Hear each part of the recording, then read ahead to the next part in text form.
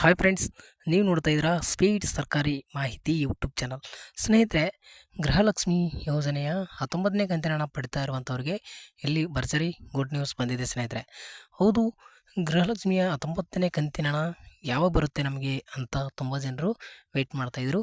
ಆ ಕಾರಣದಿಂದ ಇವತ್ತಿನ ಈ ಒಂದು ವಿಡಿಯೋದಲ್ಲಿ ಗೃಹಲಕ್ಷ್ಮಿಯರಿಗೆ ಭರ್ಜರಿ ಬಂಪರ್ ಗುಡ್ ನ್ಯೂಸ್ನ ತಿಳಿಸ್ಕೊಳ್ಳೋಕ್ಕೆ ಈ ವಿಡಿಯೋನ ಮಾಡ್ತಾ ಇರುವಂಥದ್ದು ಸ್ನೇಹಿತರೆ.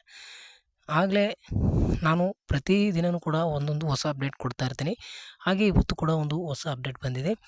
ಏನು ಗೃಹಲಕ್ಷ್ಮಿ 19ನೇ ಕಂತಿನ ಹಣ, ಗೃಹಲಕ್ಷ್ಮಿ ಯೋಜನೆ 19ನೇ ಕಂತಿನ ಹಣ ಈಗ ರಿಲೀಸ್ ಮಾಡಲಿಕ್ಕೆ ತಯಾರಿ ನಡೆದಿದೆ ಸ್ನೇಹಿತರೆ.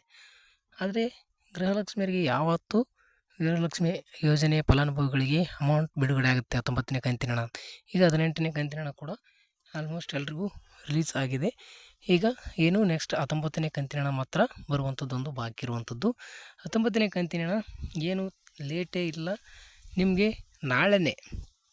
ನಾಳೆ ನಿಮಗೆ ಗೊತ್ತಿರ್ಬೋದು, ಶುಕ್ರವಾರ ಇಲ್ಲಿ 10ನೇ ತಾರೀಕು ಶುಕ್ರವಾರದಂದು ಎಲ್ಲ ಫಲಾನುಭವಿಗಳಿಗೆ ಯಾವ್ಯಾವ ಜಿಲ್ಲೆಗಳಿಗೆ ಬೀಳುತ್ತೆ ಅಂತಂದರೆ ಕರ್ನಾಟಕದಾದ್ಯಂತ 31 ಜಿಲ್ಲೆಯದವರೆಗೂ ಕೂಡ ನಾಳೆ ಗೃಹಲಕ್ಷ್ಮಿ ಯೋಜನೆಯ 19ನೇ ಕಂತಿನ ಹಣ ರಿಲೀಸ್ ಆಗ್ತಾ ಇರುವಂಥದ್ದು.